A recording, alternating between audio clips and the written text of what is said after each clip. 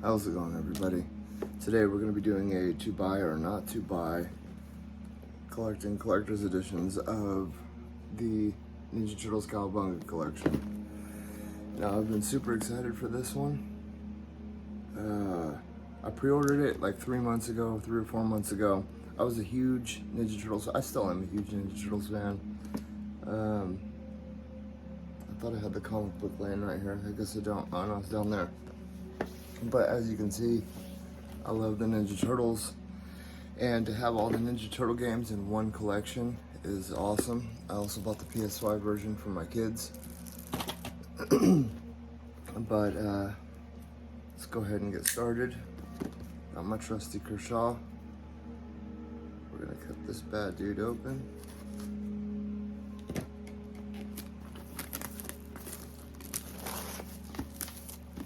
Those of you that are about my age that played Nintendo, you guys know the Ninja Turtle game that I'm talking about, the very first one. That one that was extremely hard. The one with the water level. Extremely annoying. This one, so this is the limited edition. It comes with the game, the box with exclusive art by Turtles creator Kevin Eastman. Art book with 180 pages of development drawings and art, 24 by 16 cloth poster with Kevin Eastman illustration, 3D acrylic diorama, set of 5 metal pins, 12 translucent plastic tournament fighter cards. So as you can see, for a Switch game, it's in a really big box. Switch games are small. I mean, the cases are super small.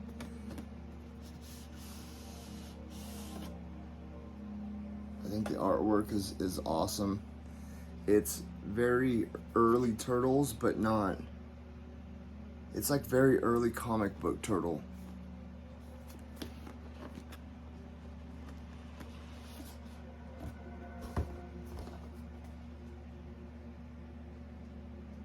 I really dig the artwork.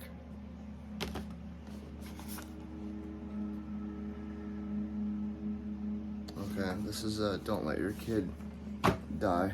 See what I mean? You guys all know what Switch games look like. They're small.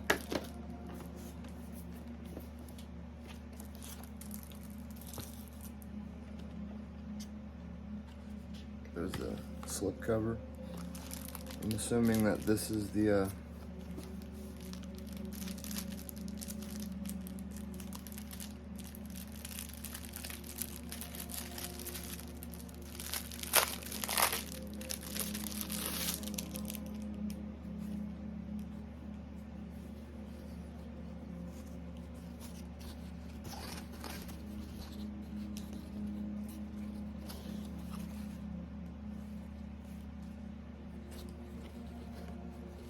very cool.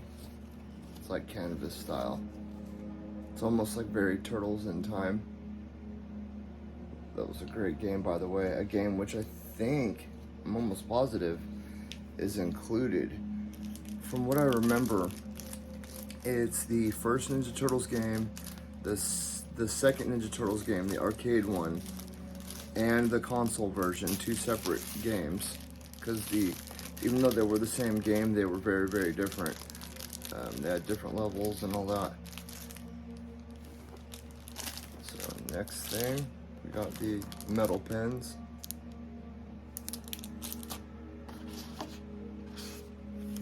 Whoa.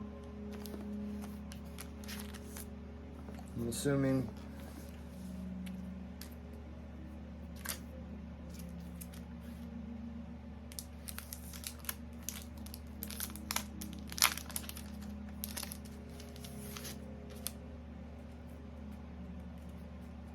oh, these are cool. They're like see-through.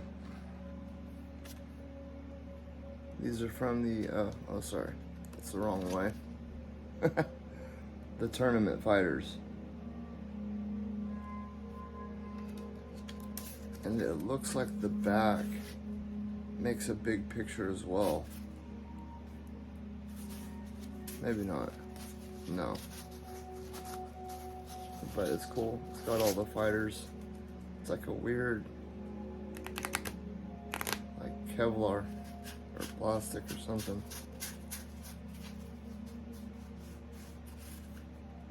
Tournament Fighters was a fantastic game. Basically Ninja Turtles Mortal Kombat, or Street Fighter, whichever one you played, which I'm almost positive is included in this collection. I will be doing a dive right in of the game as well.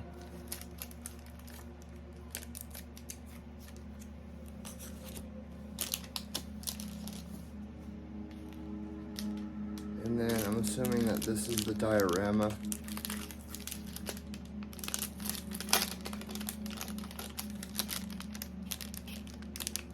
And I mean, this wasn't too expensive. It was only like,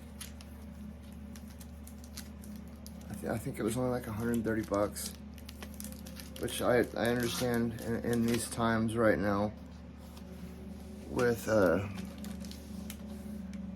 Grumpy, Sleepy, Dopey, Ashy, and Fatty Boom Boom, and all these other people in charge right now.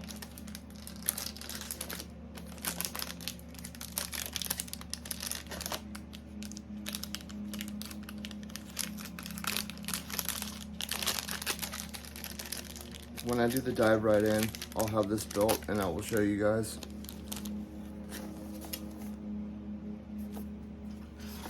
Oh, I had it upside down. Very cool. It's a thick box.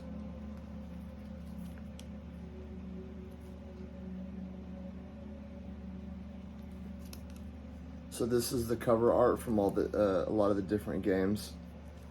That right there, this is the game that I'm talking about. That right there. See, here's, I think, which one is that? I think that one is Tournament Fighters. These two are Tournament Fighters. This one is the very first Ninja Turtles. I think this is Ninja Turtles 2. Yeah, this is Ninja Turtles 2, the arcade game. And then there was a Genesis collection. This is Turtles in Time, I know that. But there was a Genesis collection of games that I never got an opportunity to play because I was a Nintendo kid. I did have the Master System as a real young kid. My mom bought me Paperboy for it. That was incredibly frustrating. But, very cool. It's got artwork from all the different games. I don't want to bend it too much. I'm weird with my stuff like this. Turtles in Time.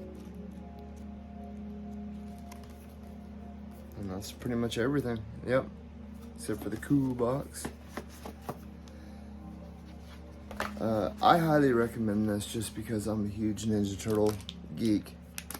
I'm not the hugest Ninja Turtle geek in the world, but I do love, I actually love the older style comics more than I do the cartoon, because the cartoon was very like kiddie, and I think that's why it flopped.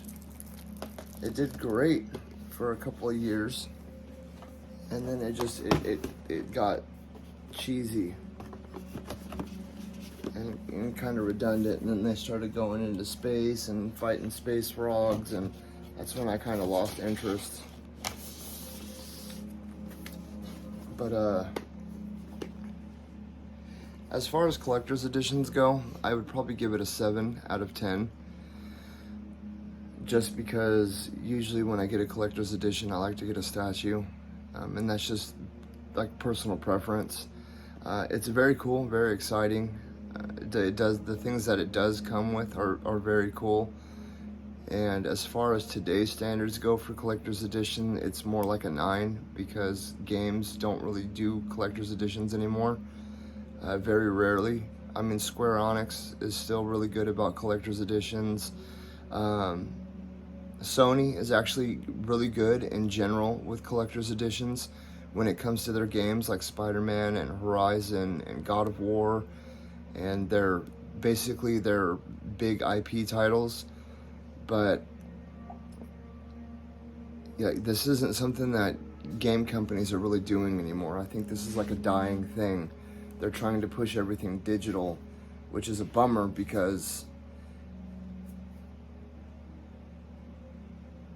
if my friend has a game and I'm like, I'm kind of on the fence about buying that game, and I only have the digital edition of, let's say, the PlayStation 5 or the Xbox S.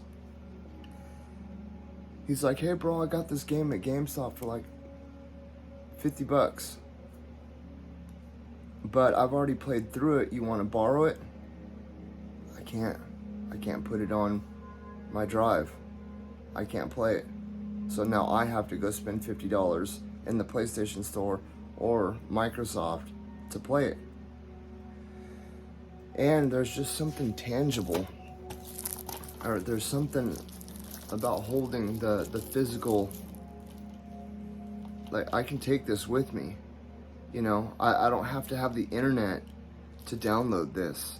There's a lot of people that still don't have the internet. I didn't have the internet for a long time just because I didn't have a need for it. I'm not really an online game player. I don't like doing the whole Call of Duty, massive MMO, World of Warcraft, online stuff. I'm a solo game player. I always have been, I always will be, since the Mega Man days. But, I really dig the collector's editions. And that's one of the reasons why I do this, because I wish that more game companies would start doing this again. I remember when The Last of Us came out, and the collector's edition that had, and I mean, God of War 2018, when that came out, and all the God of Wars had great collector's editions. Destiny 1 had great collector's editions. The Taken King had like this weird slip cover thing that the stuff pulled out of it, and it had the metal game case. But yeah, like I said, as far as collector's editions go, I'd probably give it a 7 out of 10. If you're a hardcore Turtle fan, I highly recommend it. If you're just an average Turtle fan and you're not really into it, you just kind of dig the atmosphere of it, then I would definitely say go for the original edition. The diorama looks pretty cool. I haven't set it up yet, but from the pictures and stuff that I saw on the internet, it did look pretty cool. I'm sorry, I'm super groggy right now. That's why I sound like that. It's like 6 o'clock in the morning right now, and it's already like 85, 90 degrees. It is super hot.